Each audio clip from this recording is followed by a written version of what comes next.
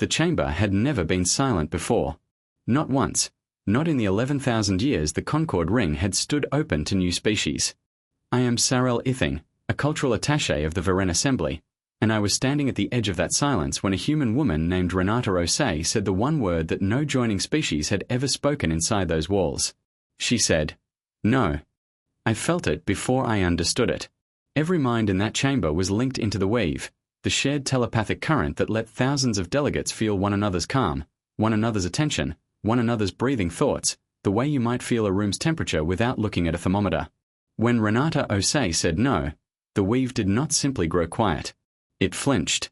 400 delegates from a dozen species felt that flinch passed through them at once, like a held note suddenly gone flat. I had been assigned to the human delegation only 9 days earlier. In 9 days I had built a report describing humans as warm, curious, cooperative, easy to read even without a weave link, because their faces did half the work their minds refused to do. That report was already wrong, and I did not yet know how wrong. Let me take you back to the moments before that word, because that is where the story actually begins, and it never let go of me again. The communion is the oldest rite in the Concord. Every species invited to join stands in the ring and opens its mind, fully, to the linked minds of every delegate present. It is not an interrogation. It is an offering, proof, felt rather than argued, that a new people have nothing folded away, nothing held back, nothing that could later curdle into a threat no one saw coming. In exchange, the new species is welcomed into the weave itself, a standing current of shared thought and feeling that binds every member world together, so that no member species is ever truly alone with its fears again. Every species has always accepted. To refuse is not considered rude. It has simply never been considered at all, because no one has ever imagined refusing. I stood near the human delegation that day, close enough to see the small things a translator never carries. Renata Osei did not look afraid. Her shoulders were loose. Her eyes moved slowly across the ring, species by species, the way someone studies a room before deciding where they will stand for a long time. Beside her, Colonel Marcus Ray stood in a uniform too stiff to be comfortable, hands folded behind his back, watching the delegates the way a man watches weather. Behind them both, Priya Iyer kept glancing at a small dark stone she wore on a cord around her wrist, turning it once, twice, between 2 fingers, as if it were a habit older than the room she was standing in. The presider, an ancient of the Oronai whose kind have worn the weave so long they can no longer fully remember silence, drifted forward on a disk of soft light. He welcomed the humans with the old words, the same words that had opened every communion for longer than any record kept count of. He praised the speed of their arrival among the stars. Then he asked, gently, for the communion to begin, so that humanity's minds could join the weave and the Concord could finally, truly, know them. I expected Renata Osei to close her eyes and let the current take her, the way every delegate before her had. Instead she said that humanity was honored beyond words to stand in that ring. She said her people had watched the sky with wonder for their entire short history and never dared hope for this. She said they wanted trade, friendship, a real place among the stars. Then she said humanity would not be opening their minds to the weave. Not that day. Not yet. The presider's disk of light dipped, the way it does only when he is startled, a motion so small I do not think anyone else in that chamber caught it. He asked, kindly, whether there had been some error in translation. She said there had been no error.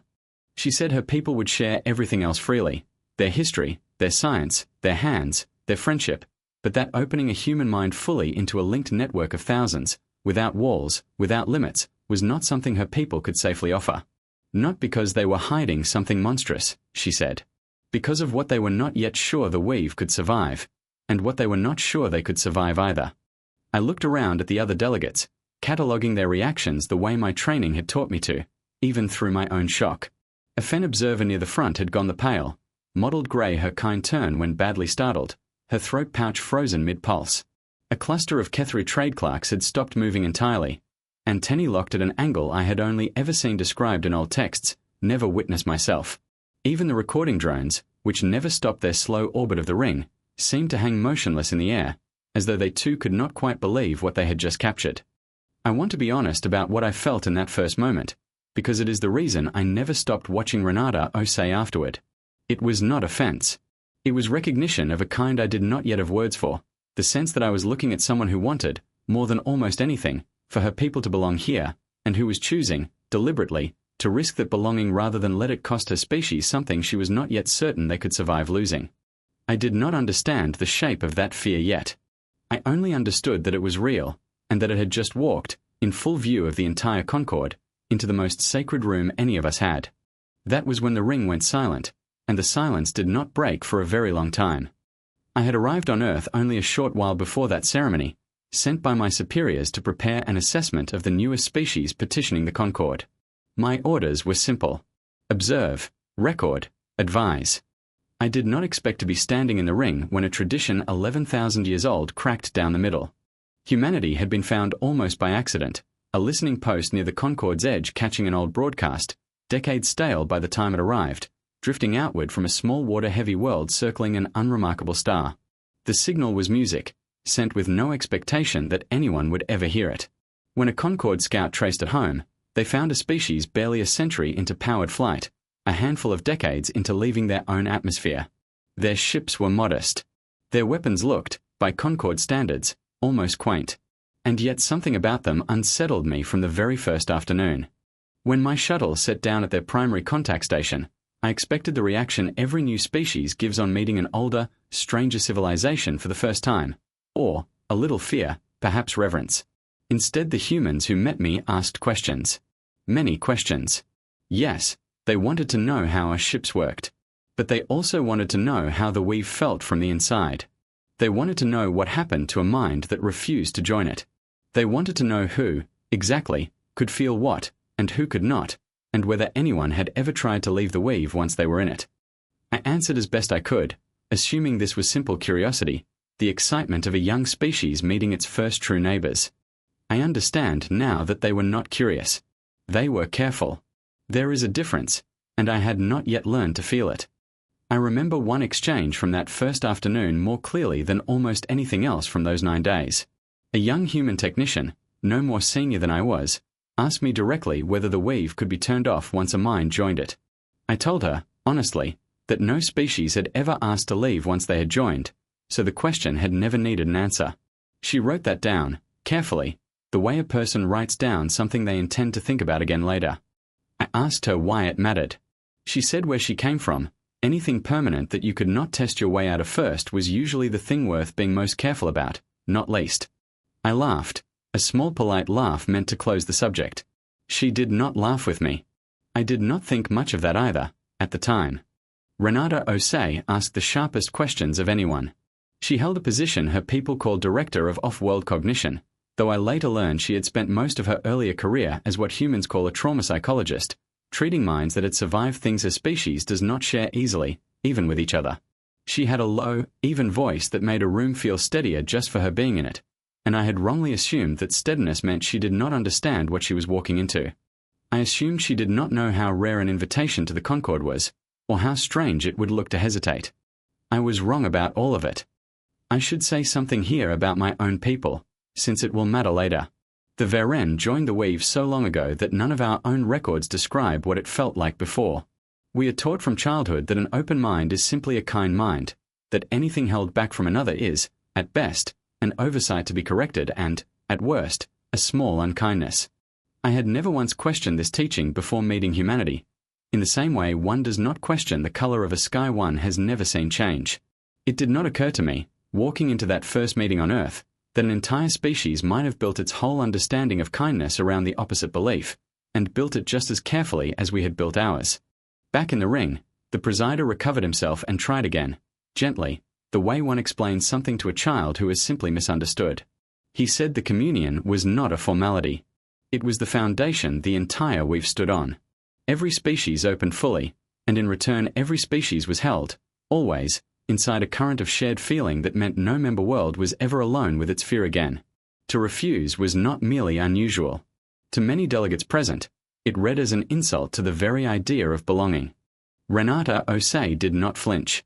She said humanity understood exactly how precious that belonging was, and that was the reason for her caution, not the opposite of it. She said her people had a long history of opening themselves, to each other, to ideas, to power, before they were ready for what that opening cost, and it had gone badly more times than she could count. She said humanity did not want to make that mistake with something as permanent as the weave. A Kethri trade speaker rose from the hive cluster seating, his mandibles clicking with what I recognized as irritation carried through no translator at all. He asked what right a species barely out of its own sky had to withhold anything from civilizations that had shared minds since before humanity learned to write. Renata Osei turned to him, and for the first time I saw something shift in her face. It was not anger. It was something nearer to sadness. She said that being young did not mean being foolish, and that every species in that ring had once been young too. She asked him gently whether his people had always used the weave wisely from the very first joining, or whether that wisdom had come later, paid for the hard way. He had no answer. No one did. The presider called the first recess in the recorded history of a communion ceremony. As the ring entered, delegates whispered in threads of thought and voice both, casting glances toward the small human delegation standing quietly at the center of the floor. I stayed behind, watching Renata Osei allow herself, finally, to exhale. Marcus Ray rested a hand briefly on her shoulder. Priya Iyer let out a breath that sounded like relief tangled with something closer to dread. I approached them, unsure what to say. In 9 days I had written a report calling humanity eager and open. That report was now worth nothing in my hands. Renata Osei saw me first, and offered a small, tired smile, the kind that suggested she had expected exactly this and had simply been waiting for it to arrive. I asked her, as carefully as my training allowed, why her people would risk the whole Concord's goodwill over something every other species had always given freely. She looked at me for a long moment before she answered. She said humanity was not trying to insult anyone. She said they simply believed some kinds of openness, given too early, could break the very people who offered them, and possibly the people who received them too. She said her people had learned that the hard way, more than once, long before they ever looked up and found the stars looking back. I did not understand what she meant that day. I only understood that something old and unquestioned had just been questioned, and I had been standing close enough to feel the whole ring shudder with it. The recess lasted 1 hour, but for me it felt like the longest hour of my career. I was summoned directly to the chambers of my superior, a senior Varen attaché named Duran Ashravel, whose thought signature had gone brittle with age and now, unmistakably, with worry. She did not waste time on courtesies. She told me the Concord had never faced a refusal like this, not once in 11,000 years. Already some delegates were calling for sanctions, arguing that a species which would not join the weave could not be trusted inside it at all. Others, quieter but no less anxious, wondered whether humanity was hiding something dangerous behind that closed door in their minds. She reminded me, in the particular clipped tone she used when she wanted a point remembered rather than merely heard, that the Varen had built our own reputation across the Concord on exactly this kind of work, reading a species correctly before anyone else could, and reading them honestly even when honesty was inconvenient. She said the council would not wait long for an answer, and that whatever I brought back would likely shape how humanity was treated for a very long time afterward, whether that treatment was fair or not. I asked her, before I left, what she herself believed. She was quiet for a moment, her old thought signature dimming the way it did when she chose her words with unusual care. She said she had lived 11,000 years without ever once needing to ask whether trust and openness were the same thing, and she did not know, yet, whether that made her wise or simply lucky. My task, she said, was easy to describe and hard to do. Return to the humans. Get as close as they would allow. Find out whether their refusal was fear, arrogance, ignorance of what they were giving up, or something the Concord had never had to imagine before. I found the delegation in a plain meeting room near the ring's outer wall, a space they had chosen themselves over a grander one offered to them, saying they thought better somewhere small. Marcus Ray stood near a window, arms crossed, watching the artificial sky of the station with a stillness that looked trained rather than natural. Priya Iyer sat cross-legged on a low bench, turning that same dark stone over in her fingers, murmuring something to it that I did not catch. Renata Osei sat facing the door, hands folded, as though she had known exactly when I would arrive. I decided to be direct, since I had already learned that humans respect directness more than careful diplomatic phrasing. I told her the Concord was deeply unsettled, and some delegates feared humanity was concealing something dangerous. I asked her plainly what her people were truly protecting. She considered the question before answering. She said that human minds, as far as her own field of study had ever been able to map them, were built differently from what she understood of Concord minds. Not stronger, not weaker. Compartmentalized.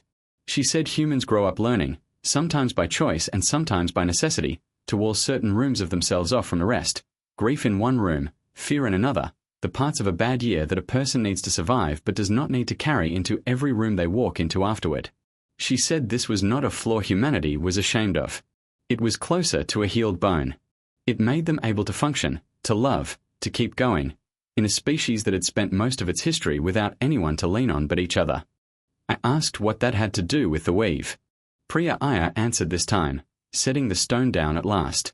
She said that from everything they had studied of the weave since arriving, it worked on an assumption of total openness, every mind linked, felt, understood, all the way down, with nothing set apart. For a species like the Orani or the Kethri, built that way from the start, that was simply how mind worked. It cost them nothing, because there was nothing behind a wall to begin with. She said a human mind did not work like that. It had walls on purpose. And she said that if you took a wall down that was built to hold something back, you did not get openness. You got flood. I asked, carefully, what she meant by flood.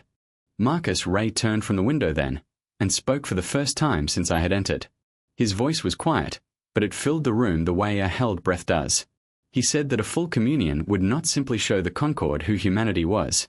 It would pour every walled room a human mind carries, every hard year, every fear a person had learned to live around rather than live inside, directly into a shared current touching thousands of other minds at once, undefended, all together, with no way to slow it down once it started. He said the Concords we've had never been asked to hold anything like that, because no species that built it had ever needed walls in the first place. Renata Osei let that sit a moment before she spoke again. She said this was not a threat to the Concord. It was closer to a kindness they were trying to offer it. She said opening humanity's minds too soon might not just hurt her people. It might hurt everyone standing close enough in the weave to feel it land. I sat with that for a long time, turning it over. I asked, finally, whether she believed the Concord's own weave carried no such walls at all, anywhere, among any of its oldest members. She hesitated, and I could see her weighing the answer with real care. She said that from what little she had been shown of the weave so far, it seemed built entirely on trust that had never once been broken from the inside. She said that it had likely served the Concord beautifully for 11,000 years. But she said humanity did not yet know the Concord well enough to be certain that would always hold true, in every species, in every generation, forever. And, she said more quietly, they did not yet know themselves well enough inside a structure like the weave to be sure their own walls would hold the way they always had at home. She said asking a species to open completely, without first understanding what stood behind the door, was like handing someone the key to a house without ever mentioning the fire that had once burned through it. Not because you meant them harm. Because you had forgotten, over so many peaceful centuries, that the warning still mattered. I asked whether she believed the weave itself might be harmed by a full human communion, or only the humans who attempted it. She said she genuinely did not know, and that not knowing was, in its own way, the entire problem. She said a species that built its whole civilization on trust had never had reason to ask that question of itself, while a species like hers, built the way it was built, could not stop asking it of anything new it encountered. She said neither habit of mind was wrong. They were simply built for different weather, and no one yet knew for certain what kind of storm the weave and a fully open human mind might make together, only that it seemed unwise to find out in a crowded room, in front of 400 strangers, on the very first day. Before I left, Priya Iyer pressed a small warm cup into my hands, filled with a dark, bitter liquid she called coffee, and told me it was what humans drank when a conversation had gone somewhere heavy and needed a moment to breathe. I drank it out of politeness and made, apparently, an expression dramatic enough that Marcus Ray laughed for the first time since I had met him, a short, surprised bark of a sound that startled even him. Renata Osei smiled at that, the real kind, not the tired diplomatic kind she had been offering all day, and said that was the most honest reaction to Concord-Earth relations she had seen all week. It was a small thing. I have thought about it often since, because it was the first moment I understood that whatever walls humans carried, warmth was never something they kept locked behind them. I asked her, before I left, whether the wall ever came down completely, for anyone, under any circumstance. She said it could, between people who had earned it slowly, over years, a little at a time, the way trust is built everywhere in the universe that trust has to be built at all rather than simply assumed. She said the weave asked for all of that trust on the very first afternoon, with no time spent earning any of it first, and that was the part her people could not yet reconcile. Marcus Ray added, more quietly, that a wall a person builds on purpose is not the same thing as a wall built by accident. He said the Concord kept mistaking the first for the second, and that mistake was the whole misunderstanding, if anyone cared to look closely enough to see it. I left that room with more questions than I had carried in, and in the days that followed I did something no Varenne attaché assigned to a new species had likely ever done before. I asked to watch the humans train their own minds.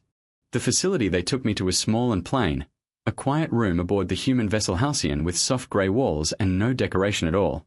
A dozen crew members sat there in loose rows, eyes closed, while a trained monitor, a human specialist, not Concord, watched a bank of readouts and murmured instructions I could not always follow. I asked Priya Iyer what I was seeing. She said this was how humans practiced something the Concord had never needed to teach anyone, opening on purpose, a little at a time, with someone trusted standing by to help close the door again if it opened too far. She said the goal was not to keep every wall shut forever. It was to learn exactly how much a person could safely offer, and when, and to whom, the way you might teach someone to swim in shallow water before ever taking them near the open sea. I watched a young technician named Owen Carter open his eyes, pale and steady-breathed, while the monitor beside him made a small mark on a data pad. I asked him what it had felt like. He said it felt like standing at the edge of something very large and choosing, carefully, how far to lean out over it. He said if he leaned too far on his own, with no one watching, he might not fall, but he might not know how to come back, either. He said this was simply how humans were taught to handle anything powerful. Never assume you can carry all of it alone, never assume the worst won't happen, and always, always build in a way back. I asked the monitor overseeing the session, a broad-shouldered woman named Sergeant Dana Okafor, why she watched the readouts so closely when nothing on the surface seemed to be happening at all. She said that was rather the point. She said the entire discipline of what humans called grounding was invisible from the outside by design, and that the moment it stopped being invisible, something had usually already gone wrong. She said humans had learned that lesson slowly, long before any of them had ever left their own world, in rooms much smaller and much less forgiving than this one. I asked whether it ever felt strange, teaching a skill built from hardship to people preparing to meet civilizations who had never needed it. Sergeant Okafor considered the question longer than I expected. She said it felt, if anything, like finally getting to use something for the reason it should have existed for all along, instead of only the reason it first had to. Marcus Ray, listening nearby, added dryly that a controlled, walled-off mind also happened to make for an excellent poker face, and that this had occasionally been useful in contexts with rather lower stakes than an alien Concord. Sergeant Okafor rolled her eyes at him with the ease of long familiarity, and for a moment the grey little room felt less like a training ground and more like a kitchen somewhere, ordinary and warm. I asked Priya about the stone she carried, the one she touched almost without noticing. She smiled, a little embarrassed, and said it was something she had made a long time ago, back on Earth, for someone in her family who had gone through a hard stretch of years. A small, plain object to hold onto when a feeling got too large too fast, something for the hand to do while the mind found its footing again. She said she had made dozens of them since, for friends, for colleagues, for anyone who asked, and had eventually started keeping a case of spares out of habit more than need, never quite explaining even to herself why she kept making more than any one person could use. She said she carried her own copy now less because she needed it and more because it reminded her why she had chosen this work in the first place. I did not think much of it at the time. I did not know yet how much it would matter, to how many people, in how short a span of days. I returned to Dorian Ashravel with a preliminary report, though I confess it felt incomplete even to me. I told her humanity's refusal was not born of malice, and not born of simple fear either. It was born of a caution built so deeply into their culture that they could no longer separate their minds from the lessons that had shaped them. She listened, her old thought signature narrowing in consideration, and then she asked me the question that would send me far deeper into humanity's world than I had yet gone. She asked whether this caution was wisdom, or whether it was only fear wearing wisdom's face. I did not have an answer for her yet. I did not know how soon I would get one, or how suddenly it would arrive. 2 days before that, almost as an afterthought, Dorian Ashravel had mentioned a minor irregularity in the weave signal near the Concord's outer border, a faint, wrong-sounding note that Concord monitors had flagged and then, finding nothing further, dismissed. She told me this only because I had asked, idly, whether the weave ever produced anything the Concord did not fully understand. She said such irregularities surfaced perhaps once a decade, always traced eventually to old equipment or a dying star's interference, never to anything worth alarm. I remember thinking nothing of it at the time. I have thought of little else since. It arrived 3 days later, in the plain grey quiet room, while I sat reviewing recordings of the human training sessions with a translator assistant humming softly against my collar. That was when the alert came through. A joint colony called Talvana Reach, shared between Orani, Kethri, and Fen settlers, with a small human science team recently arrived to establish trade relations, had gone dark inside the weave. Not silent the way a broken transmitter goes silent. Dark the way a held breath goes dark, all at once, as if something had reached in and closed a hand around every linked mind on the surface in the same instant. Doyen Ashravel summoned me at once, along with representatives from the human delegation. I found Renata Osei already there, standing before a wide display showing the last flickers of weave signal from Talvana Reach before the darkness closed over it. Her expression had changed from the calm I had grown used to into something sharper, more focused, as if a different, harder version of her had stepped forward to meet the moment. The early reports were grim. Talvana Reach settlers, being fully weave-linked, were bound to one another in a shared current the way every Concord world was, a comfort in ordinary times, a lifeline in hard ones. But something had entered that current from outside, something the Concord's intelligence officers called, in careful and frightened tones, the hollow choir, a schismatic remnant of an old telepathic order, cast out generations ago for learning to bend the weave rather than simply share it. Where a joined mind offers itself freely, the choir had learned to take, pouring itself into an open link and overriding whatever it found there, mind after mind, like a single voice singing louder and louder until no other voice in the room could be heard at all. A Fen intelligence officer explained, visibly shaken, that the choir needed open, undefended minds to spread it all. It could not enter a mind that was not already offered fully into the weave. That was, until Talvana Reach, considered a mercy. The choir was rare, and weave-linked worlds were always warned, always protected by the sheer number of minds standing together against any single intrusion. The officer added, more quietly, that the choir had not always been an enemy. Generations ago, they had been ordinary Orani mystics who believed the weave should be deepened rather than merely shared. The true unity meant erasing the last small distinctions between one joined mind and another entirely. The Concord had cast them out gently at first, then permanently, when it became clear that the distinctions they wished to erase were not theirs alone to give away. They had not been seen in any real strength for over a century. I understood, listening to this, that the Concord had made exactly the mistake it now feared in humanity, only in reverse. It had once opened too far, trusted too completely, and never quite finished paying for it. I looked to Renata Osei and saw she was not surprised. She said, quietly, that this was exactly the shape of danger her people had worried about from the very beginning. When every mind in a room is open the same way, she said, then anyone who learns to imitate that openness can walk through all of them at once. The Concord authorized an emergency response, and to my surprise, the human delegation requested to be included, despite carrying no formal treaty obligation to Talvana Reach yet. Marcus Ray, it turned out, held a senior post within humanity's defense structure that had not been fully disclosed during earlier meetings. He moved quickly, coordinating with the Halcyon, which had been stationed nearby on what officials had called routine patrol. I was permitted to ride along as an observer, aboard a Concord cruiser that would coordinate with the human vessel once both reached the colony. During the journey, I asked Marcus Ray what to expect. He said Concord response doctrine, like Concord minds, assumed shared openness as strength. Every rescuer linked into the same weave current as the people they were saving, feeling their fear, their location, their need, all at once. It was, he admitted, beautiful, when the thing you were facing did not know how to turn that same openness into a weapon. He said humans would not be linking in. Not the way Concord responders would. He said that was about to become the only reason any of them made it out. I had spoken, briefly, with a Talvana Reach administrator only a week before the colony went dark, during a routine coordination call I had joined on Doyen Ashravel's behalf. He had been in good spirits, describing a small festival the settlers were planning to mark their first joint harvest, one dish contributed by each of the 4 species living there, a tradition they had invented themselves rather than inherited from any of their homeworlds. He had joked that the human contribution, something called a casserole, was the most argued over dish at every planning meeting, since no 2 human settlers seemed to agree on what belonged in it. I remember finding that small and unremarkable at the time. I think of it constantly now.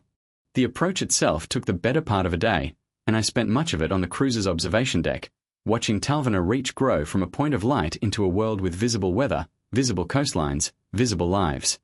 I had read the colony's founding charter on the journey out. 312 settlers, drawn from 4 species, most of them scientists and engineers and their families, living in a cluster of low domes along a river delta chosen for nothing more dramatic than good soil and calm tides. It was, by every measure the Concord kept, an unremarkable place. That was, I understood later, exactly why the hollow choir had chosen it. An unremarkable colony draws little attention until it is already too late to matter. Doreen Ashravel briefed the response teams personally, her thought signature carrying an edge of strain I had never felt from her before. She said Concord doctrine called for a full weave link approach, every rescuer joined to every other, coordinating as one mind so that no single responder would ever face the unknown alone. She said this had never once failed the Concord in 11,000 years of service. I remember thinking, even then, that 11,000 years without failure was not the same thing as 11,000 years without a first time. When we reached Talvina Reach, the scene confirmed the worst fears. The settlement's weave current, once a steady hum of a few hundred linked minds, had become something else entirely, a single overwhelming note, repeating, swallowing every voice that tried to rise against it. Concord response teams moving in through the standard link first protocol felt that note reached for them the moment they opened themselves to coordinate, and one by one, their signals began to blur, then slow, then fall silent inside the very current meant to keep them safe. I watched from the cruiser's observation deck as 3 Concord response officers, linked in ahead of the main group, went quiet mid-sentence, their thought signatures flattening into the same single overwritten note that had swallowed the colony. Command hesitated, unsure how to send anyone else into a current that was actively unmaking the minds that entered it. That was when the Halcyon broke formation and went in anyway. Marcus Ray led a small team down to the surface without ever opening a weave link at all, coordinating instead through short-range radio, plain and old-fashioned and, to Concord ears, almost primitive. The choir's current reached for them the way it had reached for everyone else. I felt it happen, faintly, even from orbit, a pressure like a held note searching for a door. It found no door. Human minds, walled by nature, simply were not standing open for it to walk through. On the ground, Priya Iyer worked fast, moving between overwritten colonists with a case of small dark stones, twins to the one she wore on her own wrist. She pressed one into the hand of a Fen settler whose eyes had gone glassy and distant, and spoke to him slowly, simply, asking him to feel the stone's weight, its edges, the cool of it against his palm, something small and real to hold onto while the choir's borrowed voice still echoed through whatever was left of his own. It should not have worked. A Fen mind has no wall to retreat behind the way a human one does. But grief, it turned out, does not need a wall to recognize an anchor when one is offered, and slowly, one colonist at a time, minds that had gone glassy began, faintly, to come back to themselves. I asked her later how she had known it might help. She said she had built the first stone for her sister years ago, for entirely different reasons, on an entirely different world, and had simply hoped that a mind drowning in someone else's voice might still remember how to hold onto something small and solid and its own. It was not a solution. It bought time. But time, that day, was the only thing standing between Talvina Reach and total silence. I watched Priya kneel beside a young Oronai child no older than a few seasons, his light disc flickering weakly, erratically, the way a mind flickers when it can no longer hold its own shape. She did not try to explain the stone to him. She simply pressed it into his small hand and started counting, softly, out loud, in a language he did not speak, asking him after each number to squeeze the stone once if he could still feel it. It took 11 numbers before he squeezed. I do not think I will ever forget the sound Priya made when he did, a short broken breath of relief that was not professional at all, that was simply human, simply glad. Elsewhere in the settlement, a human science officer I never learned the name of worked alone through an entire storage bay of frightened Fen workers, repeating the same 3 questions to each of them in turn, their name, the name of someone they loved, and one small thing they could see in front of them right now, over and over, patient as tide, until the questions themselves became a kind of rope thrown across whatever gap the choir had opened in each mind. Renata Osei worked beside Marcus Ray at the colony center, moving from mind to mind not by joining the weave but by speaking, plainly, in careful human words, guiding disoriented colonists back toward their own names, their own memories, one small true fact at a time. I watched a Kethru trade clerk who had been repeating a single meaningless syllable for nearly an hour stop, blink, and say her own name aloud for the first time since the choir had taken her. Marcus Ray moved through the settlement's central dome with 2 of his own crew, radios crackling low, pulling disoriented Kethru workers away from a collapsed support strut before the choir's lingering current could reach them again through the panic of the moment. I watched him stop once, crouched beside an Oronai engineer who had wandered, glassy-eyed, directly toward a live power conduit, and simply put himself bodily between the man and the danger. No link, no shared feeling, nothing but plain human reflexes and a hand firm on a stranger's shoulder. It struck me, watching it, that every instinct the Concord relied on the weave to provide, humanity had simply built by other means, slower perhaps, but no less certain when it mattered. It felt, for a moment, like enough. Then the current at the center of the colony changed. I felt it even from orbit, a pressure gathering itself the way a held breath gathers before a shout. The choir, whatever remained of the original minds inside it, had noticed that something in its reach was not bending, not overriding, not joining. It had noticed the humans. And it wanted to know why. I have relived what happened next more times than I can count, and I still do not have a Veren word for it. The best I can offer is this. The choir's current turned, all at once, toward Renata Osei. Not the way it had reached for the colonists, gently, offering itself as comfort before it took hold.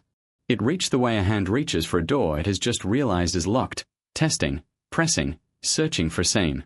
I felt the pressure of it even through the cruiser's shielding, a vast, hungry attention bending toward one small, walled human mind standing in the middle of a settlement it could not otherwise touch.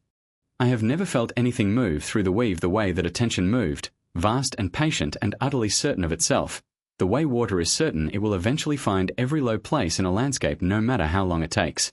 It circled her first, testing, the way it had tested every other mind at Talvana Reach before it broke them, searching for the small give that always came, sooner or later, in every mind it had ever touched before hers.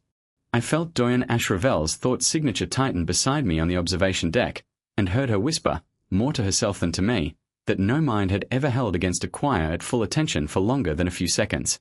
Marcus Ray shouted for her to pull back. She did not. I understood only later that she could not without leaving a dozen half-recovered colonists undefended in the space she was holding open for them. So she stood, and the choir pressed, and for one unbearable moment I watched her thought signature flicker, the way a wall flickers when something enormous leans its full weight against it for the first time. It did not break. What happened instead, as best as Priya Iyer and Concord researchers were later able to reconstruct, was this.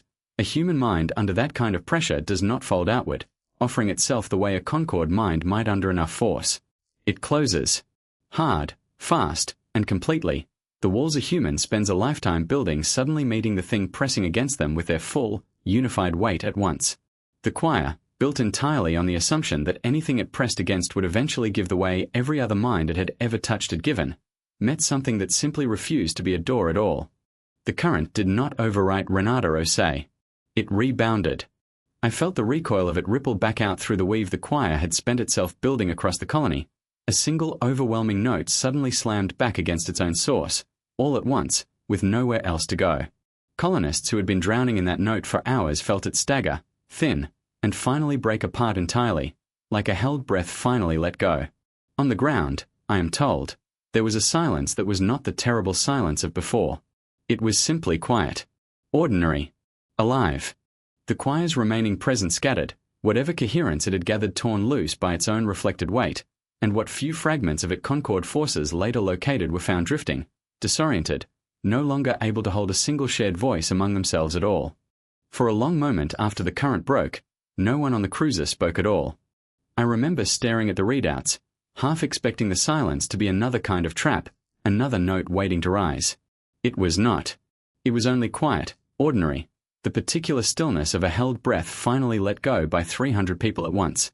Somewhere below, I learned later, a Fen father found his daughter sitting exactly where he had left her that morning, blinking up at him as though no time had passed at all, asking why everyone looked so frightened.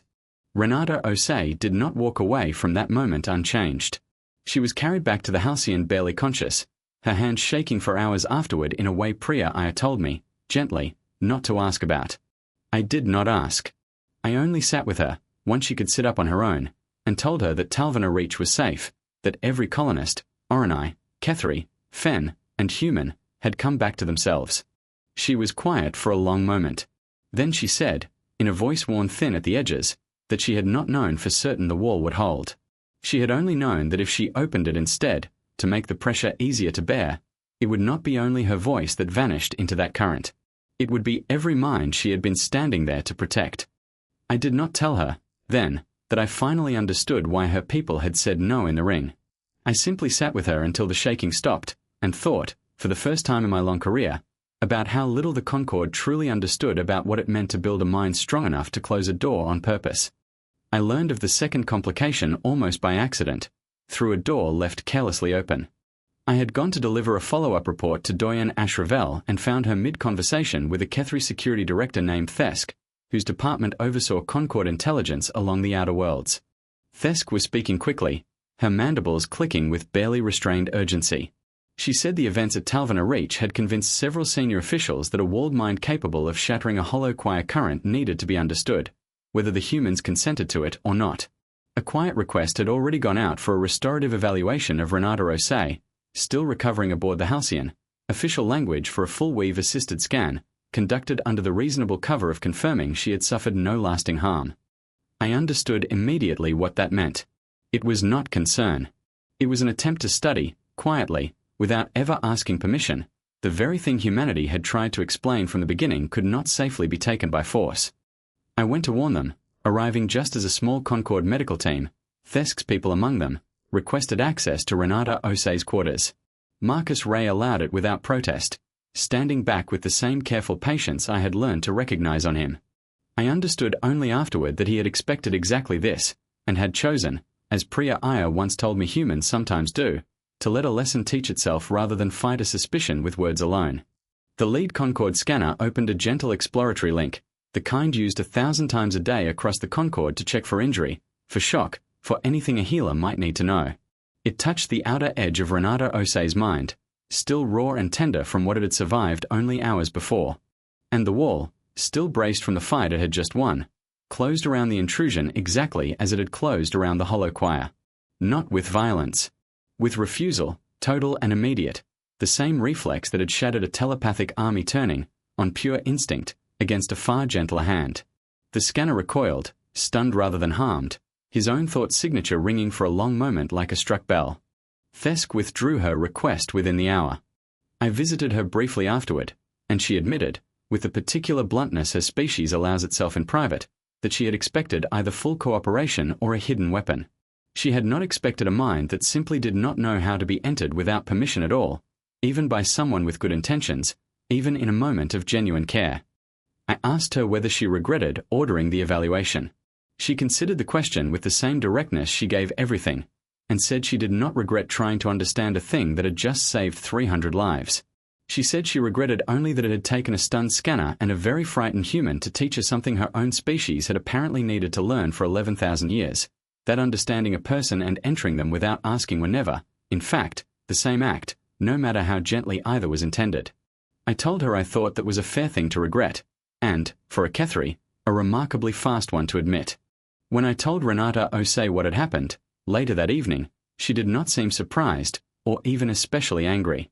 She said she had half expected it, and that in a strange way she was almost glad it had happened exactly then, while the wall was still braced and strong, rather than months later when she might have let her guard down enough for it to actually cost her something. She said humans called that kind of luck a mixed blessing, and offered me another cup of the bitter dark drink, which I accepted this time without the dramatic expression, though I confess I still did not care for it. I brought this to Doyen Ashravel, who received it in a long, thoughtful silence. She asked whether I believed humanity had done this deliberately, to embarrass the officials who had ordered it. I told her honestly I did not. I believed the wall had done exactly what it was built to do, without asking anyone's permission, including Renata Osei's own. She asked, finally, what I believed the Concord should do next. I told her the Concord needed to stop treating humanity's caution as an obstacle to be worked around, and start treating it as a lesson it had twice now, in two very different ways, tried and failed to skip.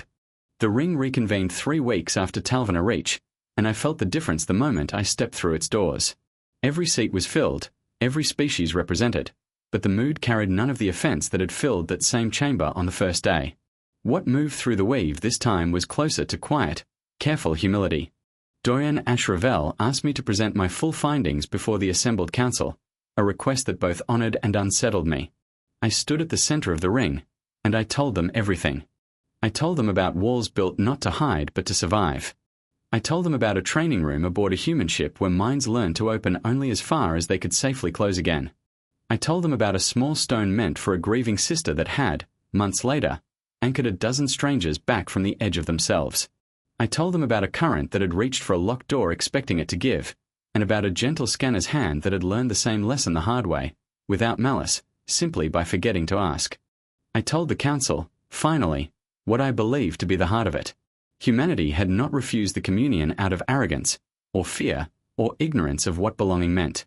They had refused because they understood something the Concord, across 11,000 peaceful years, had quietly forgotten to keep asking itself. An open mind offered before it is safe to offer is not trust. It is only exposure, and exposure is not the same gift, no matter how sincerely it is meant.